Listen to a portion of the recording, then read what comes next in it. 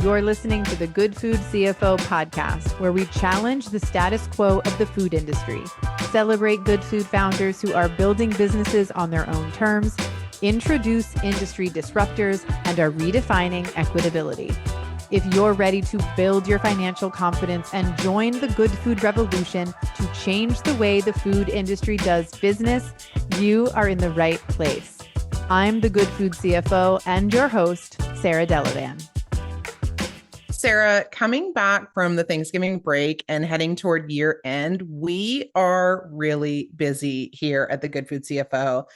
And I know that you're super busy over at Sarah Delavan Consulting. Since we're in the thick of the holiday season in Q4, I'm sure that most of our listeners are just as, if not more busy than us. Yeah. So this week, no news story. We're going to just get straight to our main episode. I think that's such a good idea, Chelsea. I recently got to sit down with Nikki McNeil. She is the co-founder of Vividly, and I got the opportunity to learn about how their platform is helping founders manage trade spend. And she also shared some insights into how you can get started managing trade spend on your own if you've got a business that isn't quite ready for the Vividly platform. And we're airing that conversation today on the podcast. Yeah, Nikki actually has over a decade of accounting experience with CPG food and beverage companies, where she was responsible for managing multi-million-dollar trade spend budgets at companies like Lily Sweets, Perfect Snacks, and Justin's Nut Butter. Yeah, she has a ton of experience, and the challenges that she faced in those CPG roles is what inspired her to create Vividly. She thought there wasn't a system that really helped to get the job done well. So at Vividly, they're committed to not only making the extremely mundane process of managing deductions more enjoyable, but they're also committed to pushing towards streamlining chargeback documentation, accelerating deductions processing, and providing systematic tools outside of Excel or Google. And Chelsea, you know how I feel about trade spend. And whether you're a founder managing it for one partner or hundreds of partners, having systems in place like Nikki recommends or using Vividly when the time is right can ensure that you not only stay on budget, but that you also receive proper payment from all of your distributors and retailers. Well, you know, we love a good system around here, so let's jump in. We can't wait to hear what you thought of our first Good Food CFO book club selection, Stolen Focus by Johan Hari. Join us tomorrow, Tuesday, December 12th, as we hold our very first Fireside Chat book club. Fireside Chats are open to all Good Food CFO community members. Not a member yet? It's free to join. Just visit thegoodfoodcfo.com/join to learn more. And now back to the show. Nikki, welcome to the podcast.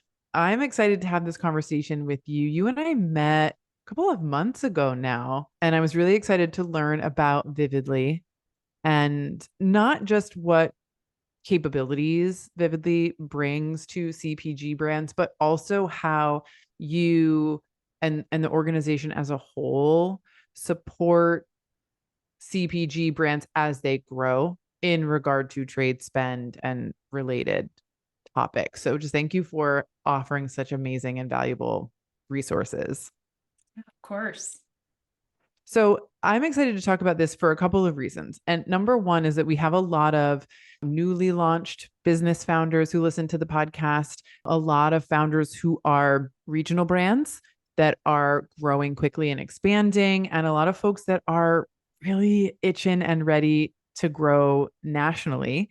And many of them don't have prior CPG experience, and working with distributors and thinking about trade spend and everything that comes with that is like a complete unknown to them. And so we take educating founders very seriously here. And I think the more information and insight we can provide, the better equipped they are to make decisions confidently and sort of embark on relationships more confidently. So can you kind of lay some groundwork for those folks in particular who maybe don't know what we're talking about when we say trade spend, and just kind of, set the stage for our conversation today?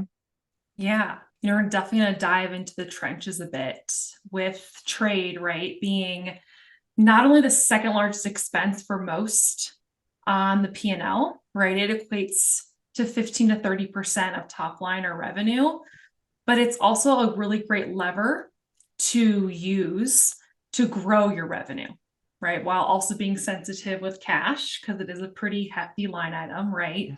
But trade spend is a very fancy word for just promotional spend. So when you think about promotional spend, you think of cruising down the aisle at your retailer and you see an off-shelf tag that's buy two for $4. That is a scam. It's a very popular type of trade because it actually doesn't come with any markup or added fees associated with it.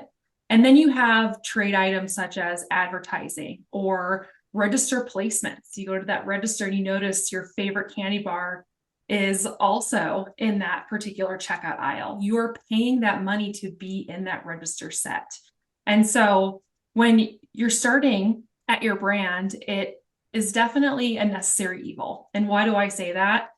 It's a pay to play mentality. If you want to grow with these retailers, you need to provide them incentives to discount your product and ultimately for them to hit their store margins. Yeah. Starting out as an early stage brand, I'm going to keep my Vividly hat off for a lot of this. Excel will do you just fine, but you need to stay organized with the promotions that you're running at these retailers. Otherwise, it is going to wreak havoc on your cash and your margins, right? Yeah. 15 to 30% of gross revenue. It's not a small penny here or there. And so Excel will really get you to where you need to be. As you continue to layer and grow your business, adding more heads, adding maybe additional product groupings, expanding distribution, right? There are tons of softwares and services out there that can help you with continuing that groundwork. But if you lay the groundwork now, it will pay dividends down the road. Yeah, I love that mentality and philosophy. We talk a lot about, like, you may be a small business owner, but we like founders to put sort of their corporate hats on in a way, right? To look at your business as a big business from day one and to think about, how can I get organized? How can I make informed decisions? What can I do to streamline my operations and just really perform, at the highest level, no matter what size you are. And a big part of that is information. And I, ad nauseum talk about having forecasts and checking your, actual outcomes to forecast and the learning that you can do from that. I think the same goes for trade spend. When you start to do it, you want to project out, what do I believe the results of my promotions will be, right? What will the increase in my sales be, for example? Did it come to fruition? Did I sell more? Did I sell less? What do I think my promotions are going to cost me? Was I right? Right? Because the more information you gather, both through that planning process and the outcomes when you compare, to the plan, the more knowledge you have and sort of the better, if you will, you can do as you move forward, right? And the more informed you are. And I think too, on the same thread, there are some skeletons in the closet with trade planning, right? You think of, all right, I agreed with the scan at that retailer. I agreed at this ad. I agreed to print all these coupons. But one thing that brands get wrong are the individual expenses or fees that are associated with joining your partnership with one of the top distributors. For example, hefty administrative fees if you partner with a distributor to pass the deductions or chargebacks or expenses from that retailer through the distributor back to you. It's a pretty hefty fee. One distributor is actually tripling their fees October of this year. Wow. So it's really a time when you need to be very cautious, stay organized, predict out what you are running in order to be able to cover those particular fees. So admin fees is just one example. Also, these fees and these agreements are negotiable. And so, know that you can negotiate with the distributor. The worst they can say is no, but try. Put your sales hat on as that founder, as that CEO, and see what you can do to maybe chip away maybe a full percentage point, maybe half a percentage point. It's really important to save. Yeah. We did a really amazing episode with Gwen Richardson, and she talked a lot about the power of both transparency and negotiating, right? And it's not trying to win the negotiation per se, but where can we land so that the promotions that we're doing really do benefit both of us, right? The retailer and the brand, and landing in a place where you say, at the end of the day, we can actually make some money here, because there are a lot of situations where people feel pressured into agreeing to something only to sort of figure out down the road, oh, we're not making any money here, and it's going to be a long, long, long time until we can turn a profit on this relationship, right? And I think that's also what you're trying to help people avoid, in a sense, right? Is, have clarity on what your costs are, and with that you can also have clarity on what your profit margins are. Another piece that I want to call attention to, right, is when you're getting started, kind of tapping a little bit into Excel, right? Excel is definitely a behemoth of a tool, right? Mm-hmm. There's so many things that you can do in Excel, right? And it is a really great tool to leverage when it comes to managing trade. It's as simple as creating forms for your sales team to execute every time a deal is established at a retailer. So what that form could look like is the date the deal was executed, which salesperson executed the deal. Maybe even it was a broker. What is the type of trade you're executing at this retailer? What is the date range? What is the product group? What is the estimated spend that you're forecasting this retailer is going to sell through? Once accounting receives those actuals, they can then tie it against that deal or forecast to ensure that it's an apples to apples comparison. If you come in much higher or lower, that's where the story comes to life. That is really the sexy part of trade. Trade is a very unsexy space, no doubt. But the sexiest part of what it is that we're doing with trade spend is telling the story. What levers worked well for our business? Did this scan for my hot dog product line run as anticipated in July versus December? Of course it did. July is the month when 4th of July is booming around the States, right? December, people aren't probably going to be eating hot dogs. So you can start to figure out that story and then really identify who is your target consumer through that, right? So you're layering in the marketing department. You're probably going to be layering supply chain. Hey, we need to increase our, raw materials, finished goods during that time frame to be successful. So in regards to leveraging that Excel-based form, don't over-engineer it. Make it be simple so your sales team can plug in those fields, and then your accounting team has something to essentially execute against. Yeah. And I'll share that many of our one-on-one clients within Sarah Delavan Consulting, when we receive forms from a founder or their sales team or their brokers, we have a sales forecast. We also have a trade spend forecast. And I love getting those forms and being able to go into that template and say, okay, at this retailer through this distributor, we are running these promotions during these months. We have this much on, ad spend, this much for the newsletter, this much for the, whatever it might be.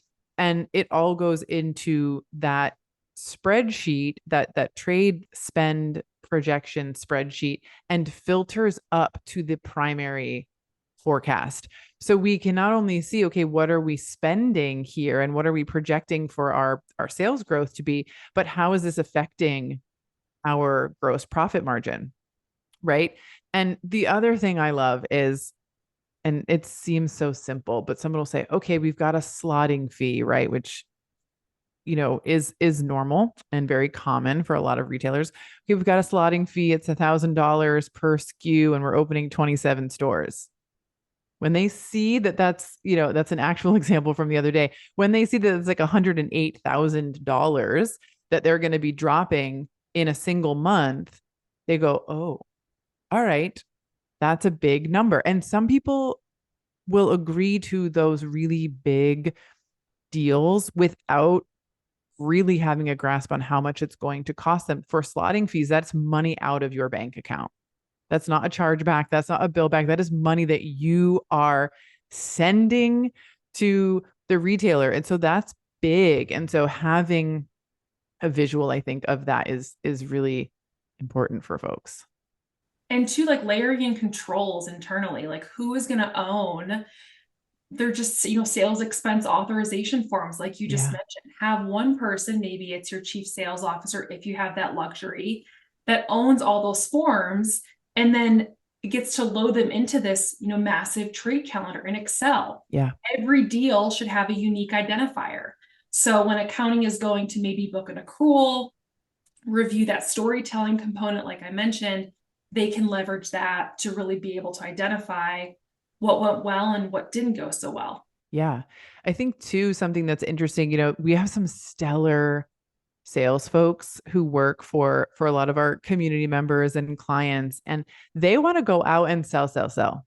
They want to get the next deal, right? And with that will come some promotions. And if you don't have a well laid out trade spend plan, and if you don't really understand how that's going to affect your margins and also your bottom line, you may be agreeing to more than you can actually financially handle. So everything you're talking about, submit a form in an organized way. Whoever's managing that information, plug it into the trade spend forecast. The CEO, the CFO, the whomever is responsible, right, can look at that and go, okay, you know what? This growth is going to be amazing. Let's focus on these accounts for now, and we'll add additional retailers or distributors or DCs when the time is right, right? When we maybe get more funding or whatever it is, you need to move that forward. And two, with these deductions, with these chargebacks, right? While you may pay slotting up front, the scans and manufacturer chargebacks and merchandising fees and Yeah.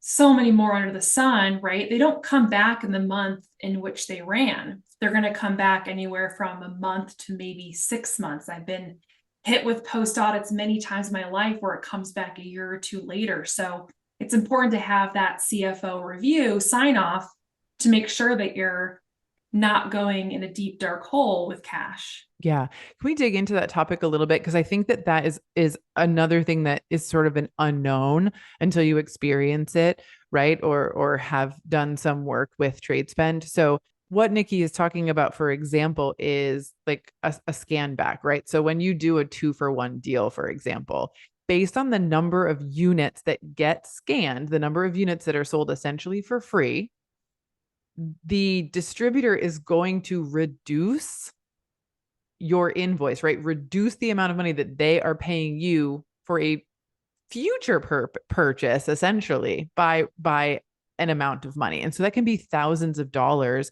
And in some cases, we see where a deduction hits and an invoice is essentially washed out, and someone will have, a zero payment from the distributor. Correct.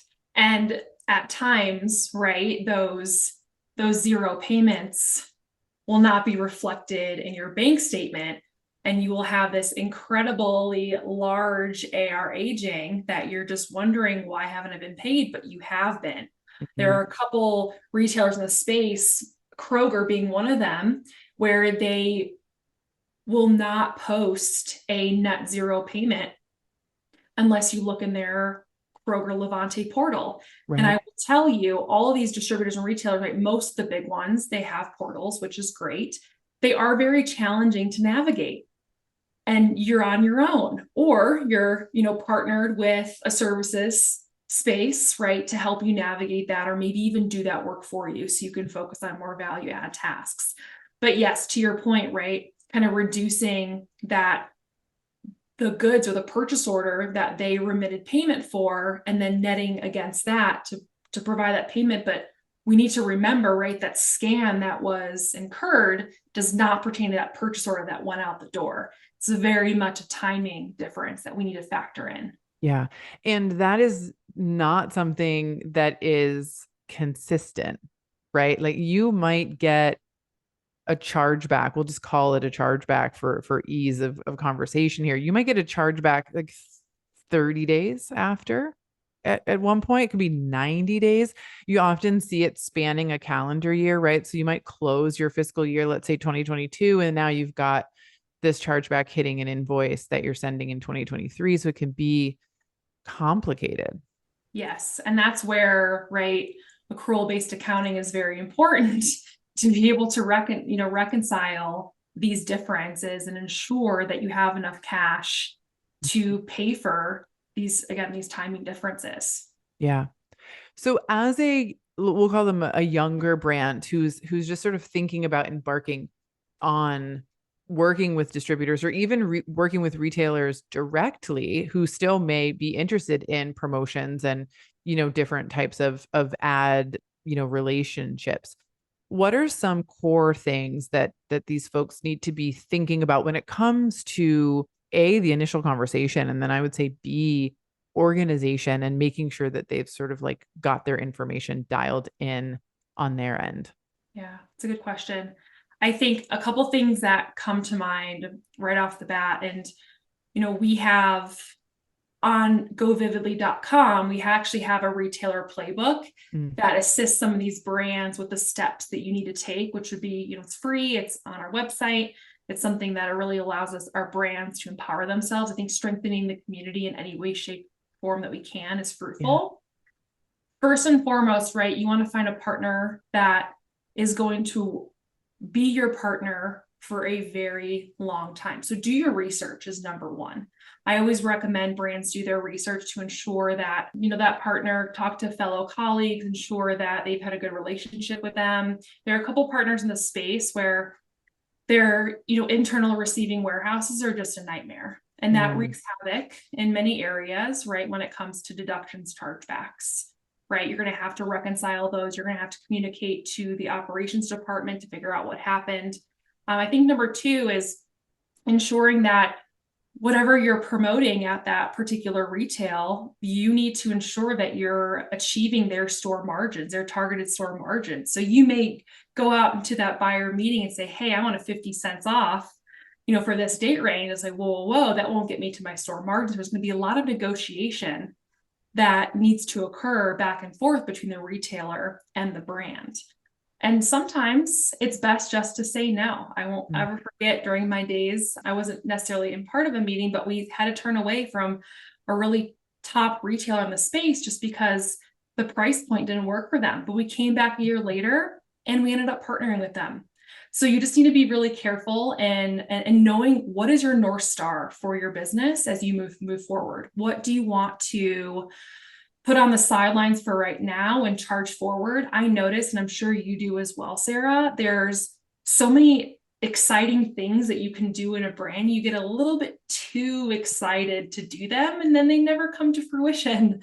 So I would say those few up front. And then the last piece that I really want to drill into those listening in here is saving your contracts with every partner that you join forces with, if you will, particularly around the chargebacks that come through and from a validation front. Every single expense that comes through, maybe set a threshold from a materiality perspective so you're not driving yourself crazy, but you want every expense to come through to be validated. And that contract will allow you to throw down the BS card and state, hey, this is invalid.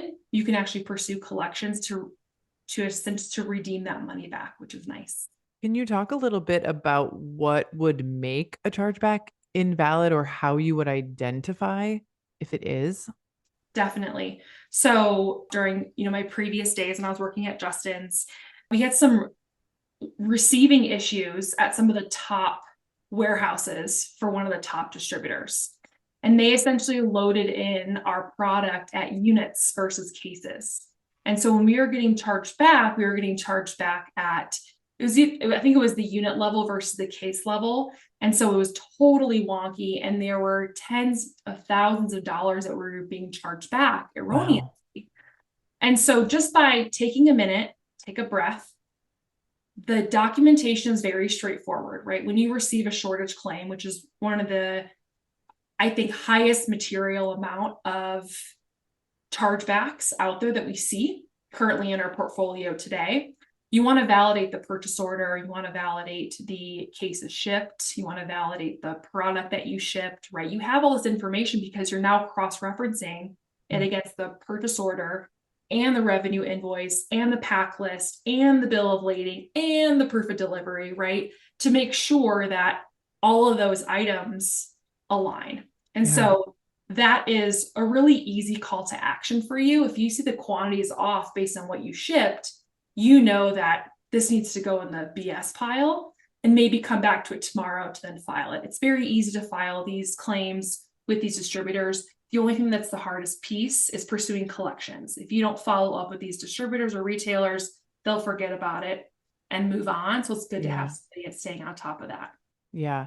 And when they send the information to you, the chargeback, for example, they're indicating the source, like the source PO for that shipment, right? So I want to just kind of pinpoint on when you say that it's traceable. And earlier you talked about the importance of being organized and having a system.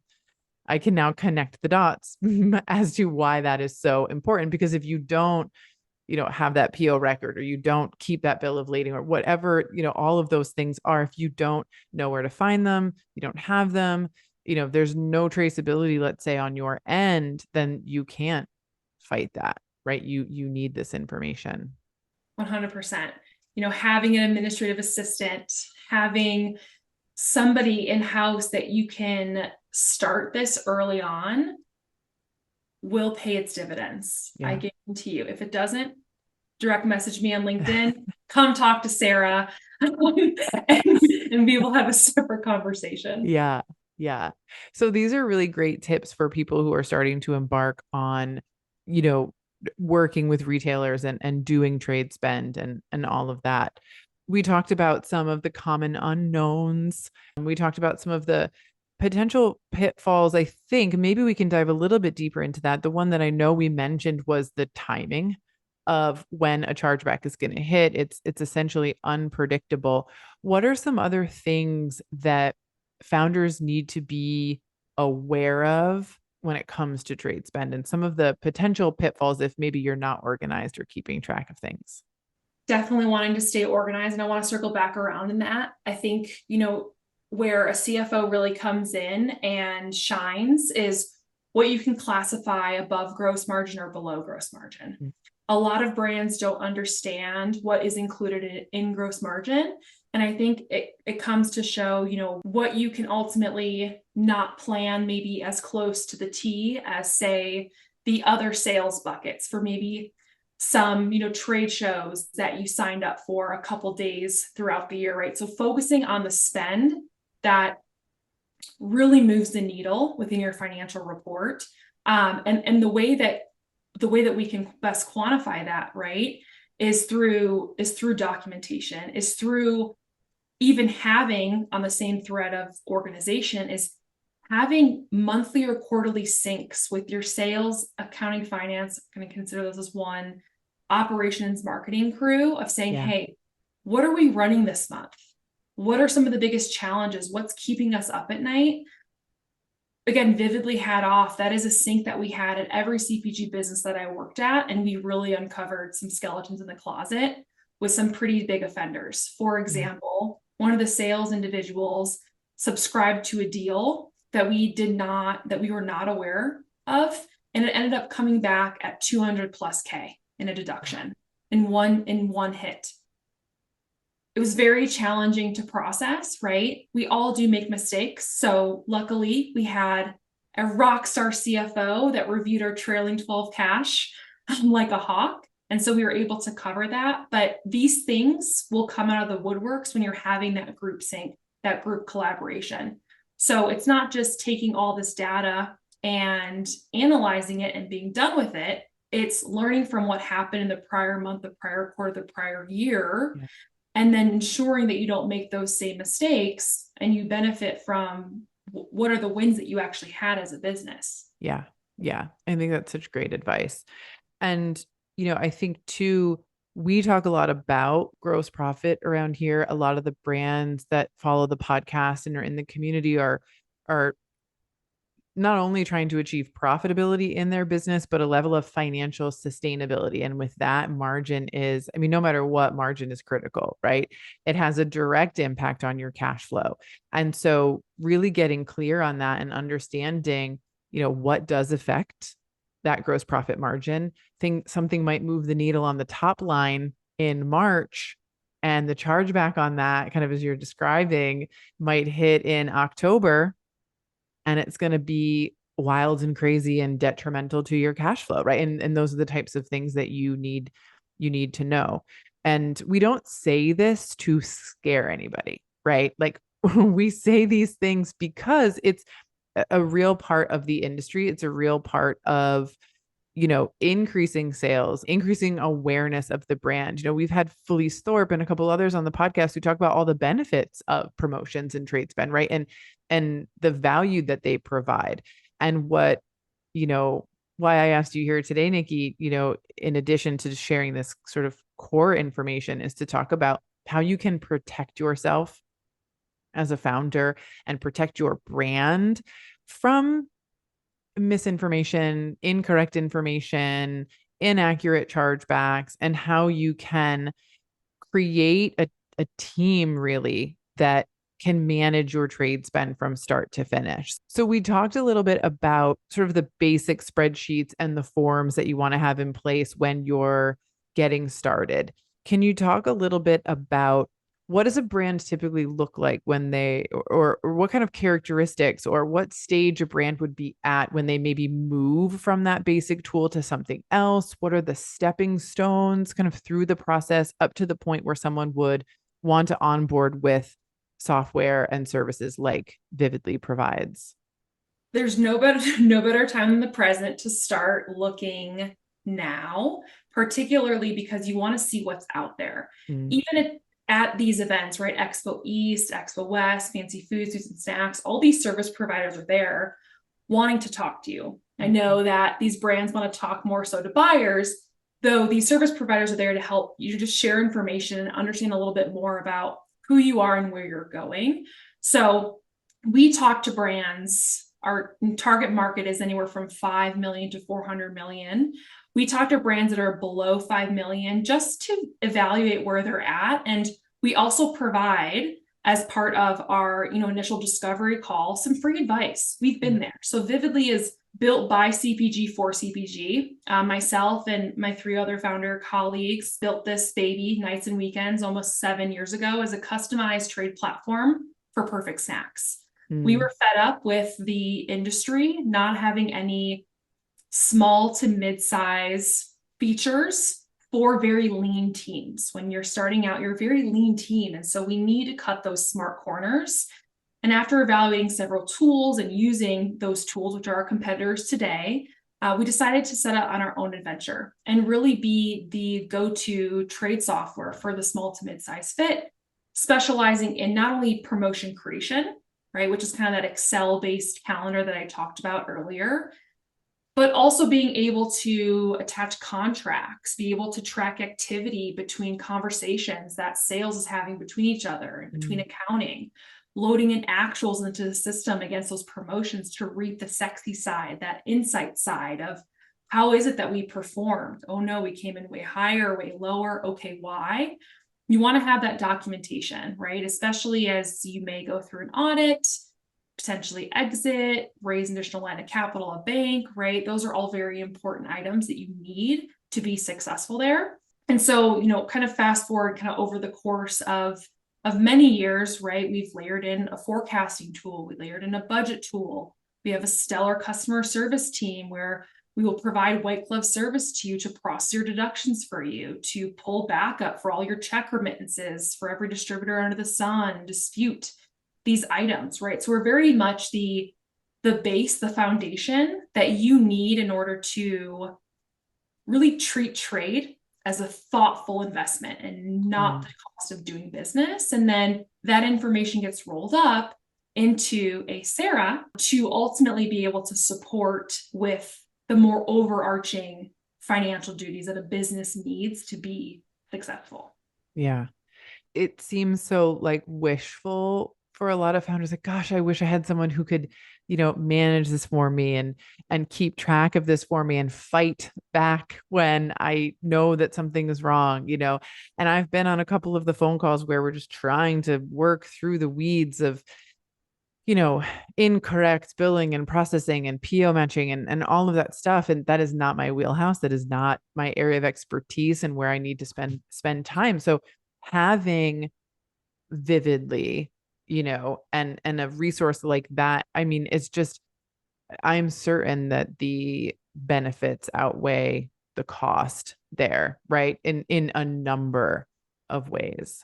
Yeah, I think, we have various packages all the way from a starter package to a more sophisticated package, right? Always wanting to work with our prospects and figure out ways which we can, meet in the middle here. Yeah. And I think too, right, it's really as you continue to grow as a business, you can grow with Vividly to layer on additional bells and whistles, which is a very nice add that we have here.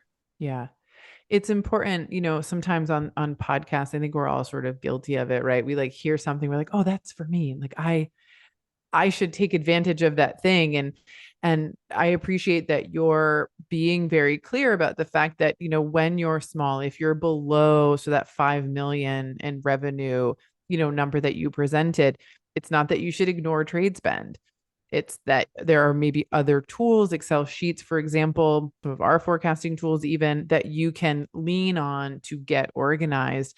And when you reach a certain size and you're doing, a presumed amount of trade spend and promotion, it becomes too much for a spreadsheet.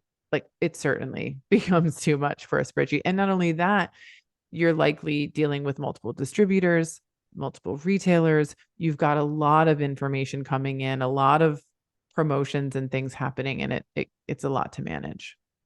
100%. And again, like the most important thing that, a brand can really glean from a trade software is I'm going to be able to learn from these historicals as I continue to age as a business, right? Otherwise, it's which promotions did we run last year? Was it the buy one, get one that was fruitful for us? Or was it the MCB that we decided to run because it was a published deal, right? So again, it's all through that storytelling that's going to be fruitful for you, but there's nothing wrong with starting in Excel at all. We will actually turn you away when you are a very early brand because there's no need to pay that fee when you can get started. And then hopefully you'll come back to us and share some success stories where we can continue to support you in that growth.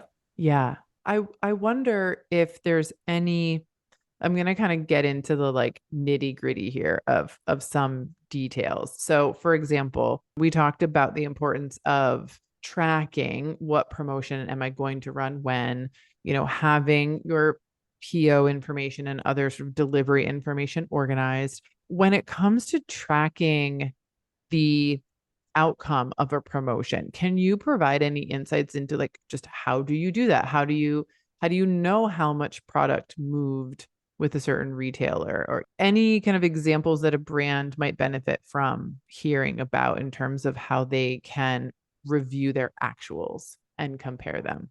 Definitely. We'll start at the cheapest route and then we'll go to the more sophisticated routes. Love that. Cheapest route, right? You have a lot of great information. You have a plethora of data in chargebacks, right? Some of the distributors will send you Excel-based data that you can leverage to understand how many units you sold through in that time frame.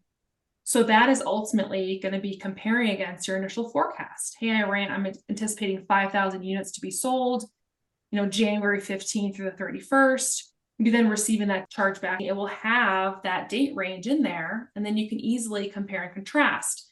But please note that one chargeback doesn't just mean that the promotion is over, right? It doesn't just mean that that's the last chargeback you'll see. You may see more come in. So if you're coming in lower than your forecasted volume, you might want to pause, wait a couple more weeks to then be able to essentially close that deal, right? So there's a lot of great information within the chargebacks.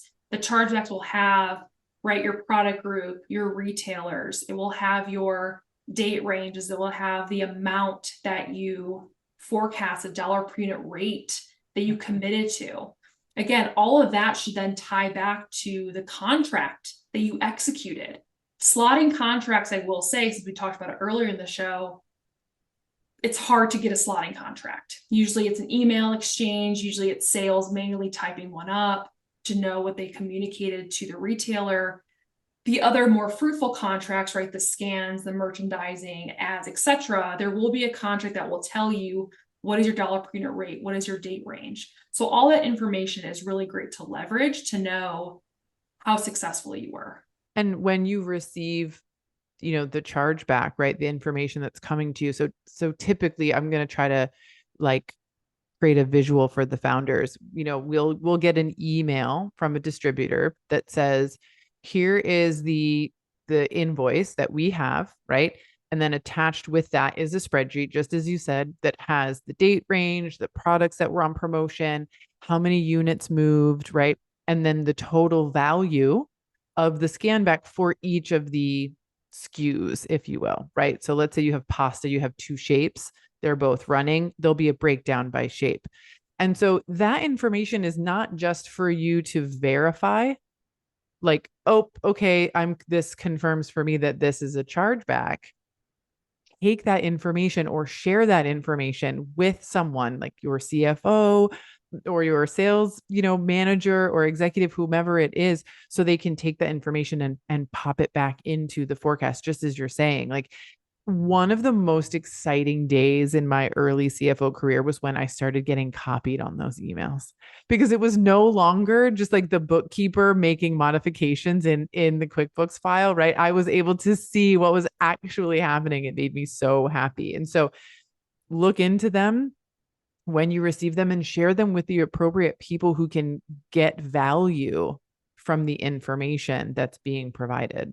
Yes. And even one step further is joining a Dropbox or a box.com, right? There's so many storage solutions out there where you and your CFO can access and have that data forever to be able to safeguard, right? You should be keeping your accounting records for about 7 years. So it's good to start now.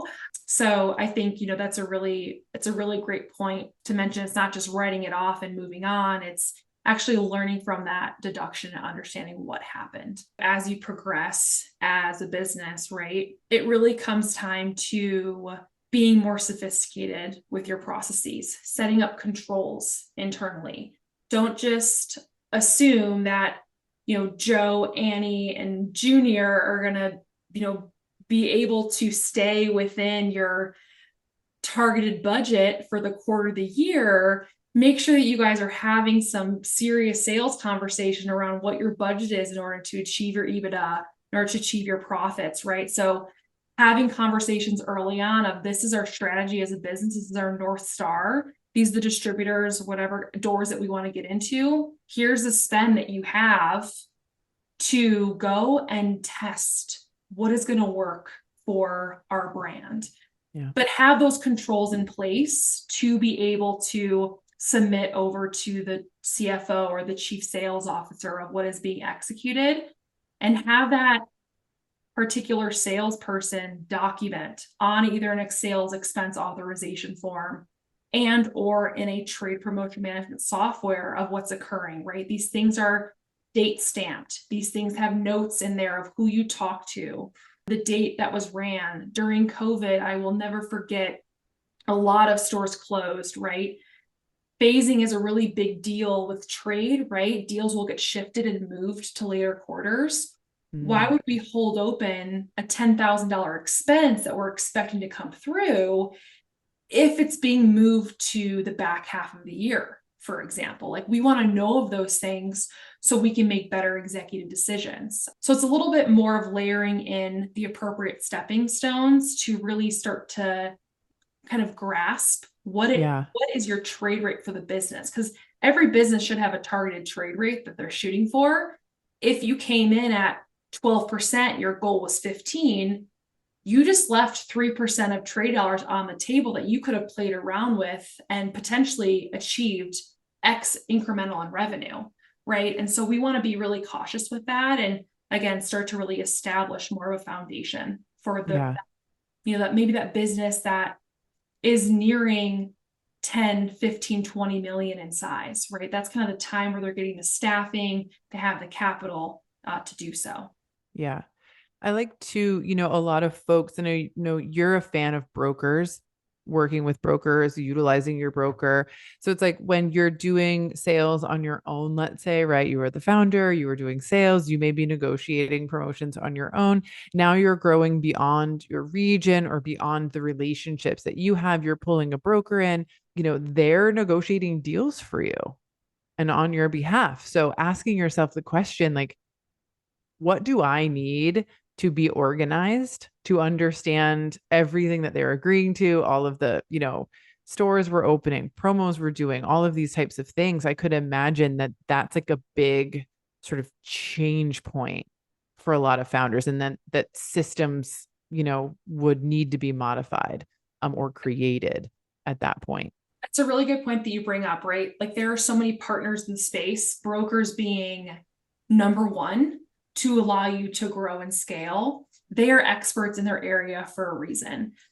I will never forget one of my days in CPG. We had over 16 brokers that we were working for based on the distribution channel that they focused on. Greenspoon is one of the best brokers that I know in the space, and they do their job very well because they really provide that white glove service to support the brand with pricing sheets, right? You need to get grounded on what are my price sheets by pack size, by different UPCs, right? Case, inner, etc. They will support you in terms of how to best negotiate. Some of these founders don't know where to start. So leveraging these brokers, obviously for a fee, money well spent, will really allow you to get into that more growth scale region that I mentioned. So good call out there. Yeah. This is all such wonderful information for those that are just getting started with trade spend and promotions, all the way to those who are in it and maybe need to get a little bit more organized. And so for folks, no matter where they are in the process, how can they learn more about Vividly and access some of the resources that you shared today? On our website, govividly.com, we have a lot of really great resources for free. Like I mentioned earlier, the retail playbook that covers how to get started, including, transportation, common pitfalls, talks about trade spend. We even have like an ROI calculator of how trade spend can benefit your business long-term. We even have a free trial of our deduction scanner, which converts all those crazy chargebacks into Excel for you to be able to easily pivot and analyze. And two, one thing I do want to mention is really Vividly is established to give back to the CPG space.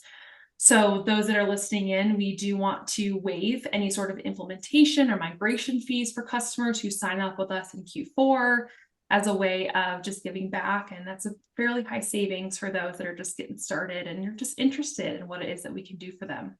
That's amazing. Well, thank you for that. And we're going to link to the website and some of the resources as well in the show notes. If you're interested, you can also hop in there and grab that information. Again, I just want to thank you for helping to share your knowledge, to spread the word to new founders and young founders who may not have experience in this area, but also to, I think, shine a light on the fact that it's not a perfect process. People are human, whether it's your sales team, maybe, making a little mistake or the chargebacks coming in wrong. Things happen, and having a system and a plan to manage it, take care of it, or maybe even have a team to help you do it, like Vividly, can just be so valuable. And so we're grateful that you're a part of the industry and offering the services that you are. So thank you. Thanks, Sarah. Good to be here.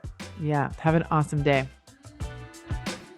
For more content like this and connection with other food founders and industry experts, join us inside the Good Food CFO community. Just visit thegoodfoodcfo.com/join to learn more. Thank you for joining us here today. If you enjoyed this episode or found it helpful or inspiring in any way, please share it with your founder friends on social and rate and review the podcast wherever you listen. It's the #1 way to help good food founders find the show. We'll be back with a brand new episode next week.